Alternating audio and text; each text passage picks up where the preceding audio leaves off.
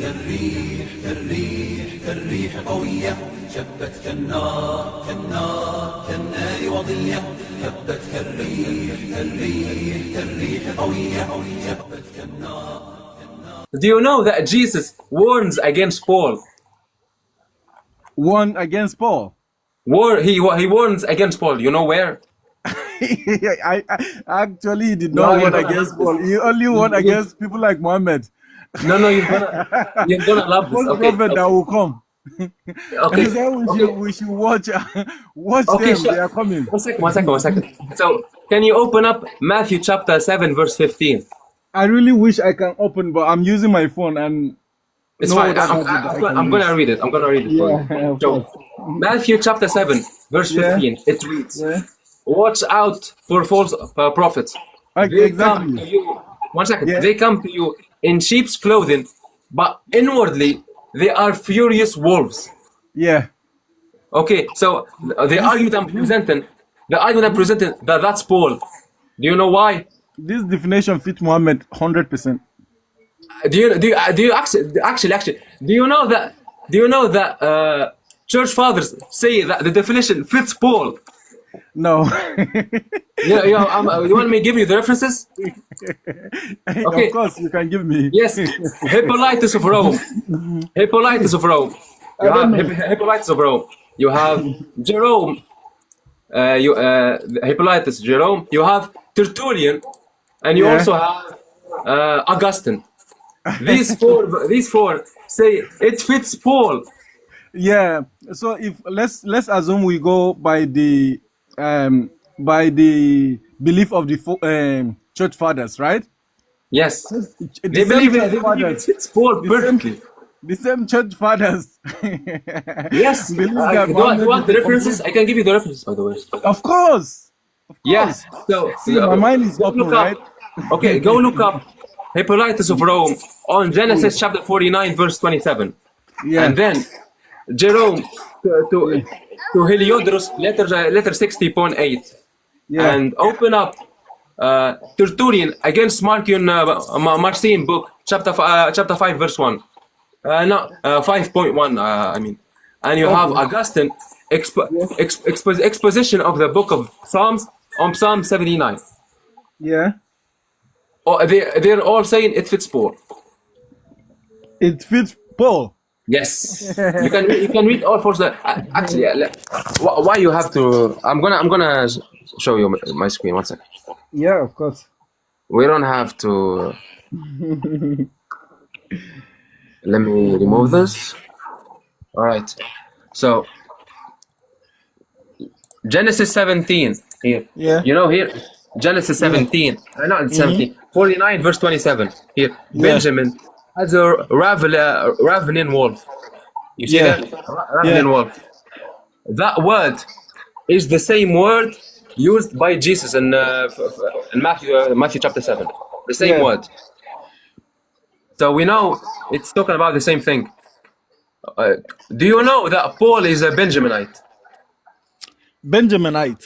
Yeah, from the tribes of Benjamin. Here, you have in... wait, why is my screen blurred? You have in Philippians chapter 3, verse 4 to 5. I am Okay.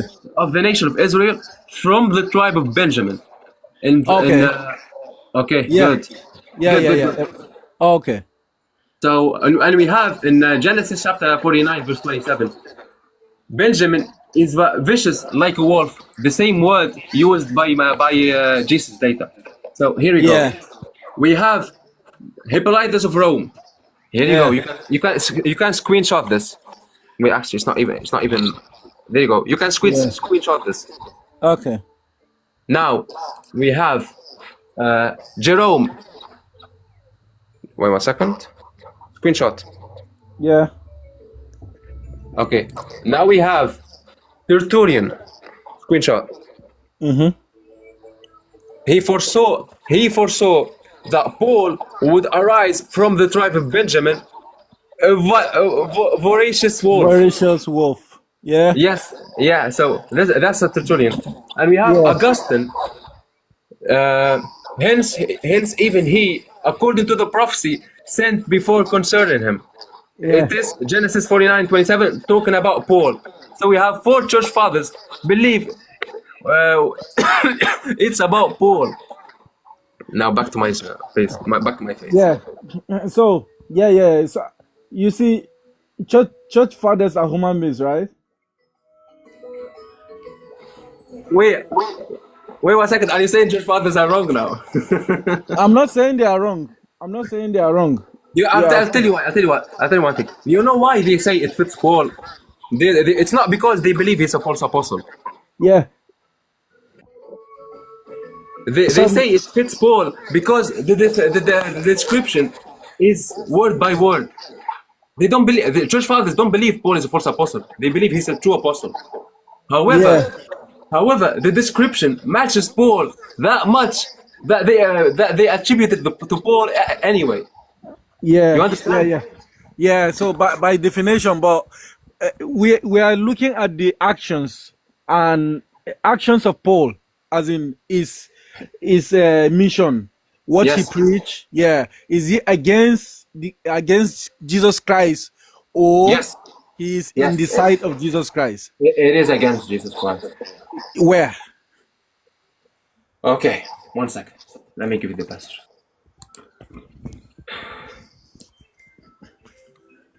One second.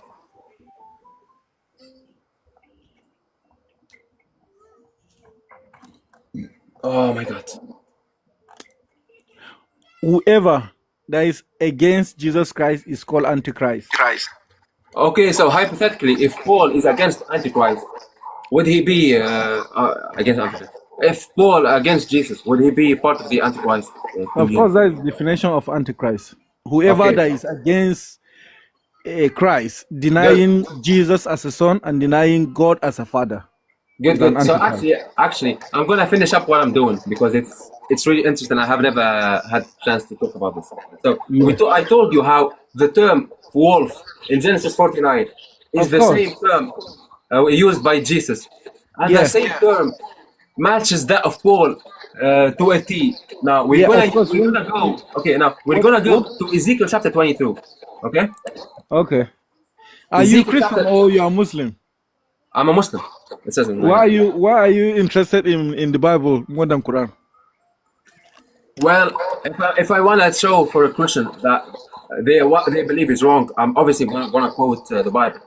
Okay. So, and you don't mind for also me to go into the Quran and bring some verses, course. right? Of Oh, course. that's fine. Okay, so you have actually 1 second. I forgot. 1 second. I'm gonna be right back.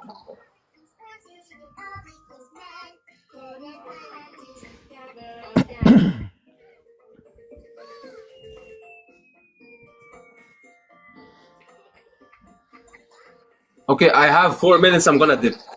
I Okay. have to go. But in 4 minutes, I'm gonna explain what my point of view. So, Okay. it says here, you can open up or note it down. Ezekiel chapter 22, verse 26 to 30. Okay. Okay, so it says, her priests have violated my law and profaned my sacred things. It says they didn't differentiate between what's cursed and what's common. They didn't instruct others to discern clean from unclean things. They refused to keep my Sabbaths. Okay. We're gonna see how everything here matches that of Paul. So it says her priests. 1 second, let me give you. Yeah, it says her priests have violated my law and profaned my sacred things. When you go to Galatians chapter 3, verse 25, 4 to 25, it says, and so the law was our guardian until the Messiah came. And he later on says, we are no longer under a guardian. So you remember when it says in Ezekiel, they have violated my law. Here we have Paul violating the law. That's one thing. Another thing, he says, they didn't differentiate between what's sacred and what's common. What did Paul say in 1 Timothy chapter 4, verse 4? For everything God created is good. So God in Ezekiel saying, they did not differentiate what's good from what's bad. Paul is saying everything is good. So he's going against the words. That's number 2. Number 3, it says in Ezekiel, they refuse to keep my Sabbaths. Does Paul keep the Sabbath? Absolutely not. In Colossians chapter 2, verse 14 to 16, he says, "Therefore, let no one judge you in a matter of food and drink, or with respect to a festival, a new moon, or Sabbath days." So they're asking, don't even bother about the Sabbath. So everything found of these priests in Ezekiel chapter 22 matches to a T that of Paul. What are your thoughts? What are your thoughts You on see, that? you see, if you understand the dynamics of the Bible, right? There is a Yeah. time for which people were living under the law, and there is a time for which people were living under the grace. So, Okay. as we Did Jesus abolish the law? exactly because he is the law, he came and fulfilled the law, and then we now live under grace. Where does Jesus say go away of the law? Where did Jesus say go away of the law? Or don't follow the law no more? You don't have to follow it. Where does he say that? Because I can't quote because it for you. because Jesus says, he confirms the law in Matthew chapter 5, and he later on says in Matthew chapter 23, you have to follow everything the Pharisees teach, which is the law and the interpretation of the law. And we have the James, the brother of Christ, and Yeah. Peter. They're going around being a law observant, Torah observant Jews that believe in Jesus Christ. Yeah, so the thing is that, right? So And because by the way, before I'm gonna cut you off, do you know in Matthew chapter, where is it? Sorry, I'm gonna cut you off. You know where it says, you obviously know the passage. Many would say to me on that day, Lord, Lord, have you not prophesied in your name? Have you not cast out demons in your name? Have you not done miracles in your name? Then I will tell them plainly, I never knew you. Go away from me, you evildoers. You know what evildoers also mean? of course You know what evildoers also mean? I know what evildoer means. No, the term used for evildoers. Do you know what it also means? It also means no, tell me. It also means you people of lawlessness. He's condemning them from being lawlessness, not having a law to abide by. That is literally what Paul is and his disciples are. Is that what Paul is? He's condemning those who are lawlessness. Paul teaches to be lawlessness. Therefore, Jesus is condemning Paul and his apostle and his disciples and his companions. What Paul is teaching is that following the law will not give you salvation, right? No. He's saying no. That's not what I'm saying. He's saying you don't have to follow the law. Let the law go away. He's saying that you don't follow the law, and that exactly what Jesus is condemning. You What understand Paul, why we believe Paul is a false apostle? That's why. no. Paul is not. He's not. Okay, so do you believe Jesus is condemning the people who don't follow the law, or that they are No. people who are lawlessness? See, when Jesus died on the cross for the sins of mankind, right? Right. Yeah. He has taken away, he has paid the debt. Okay. Yeah. So, Okay. So from that time henceforth, the law does not count on the believers of Jesus Christ, right? okay. So on that day when you face Jesus Christ and and you tell him, "Oh Lord, Lord, I prophesied in your name. I've done miracles in your name. I've casted out demons in your name," and you don't follow the law, Jesus is gonna tell you, "Go away from me." It's not following the law now that matters, right? It is You believing people. Jesus is the Christ, accepting him in your heart. But Jesus is saying that he's gonna condemn you if you keep being lawlessness. No, You understand think why you we get the say context. Paul is a false apostle? Because he goes against what Jesus is saying. Yeah, I don't think you get the context correctly. But now, yeah. By the way, let's talk about Muhammad, right? So Muhammad has Guy, contradicted. I'm walking to the mosque now. All right, Wait one second. I don't have time with this. I'm literally walking to the mosque. I'm gonna open a live maybe after say, okay, to the prophet. no problem. All right, bro. Catch you another time. Yeah, have a good one. All right, bye. Catch you another time. Have a good one. By the way, shout out to Sebastian for making this argument. This is one of my favorite arguments.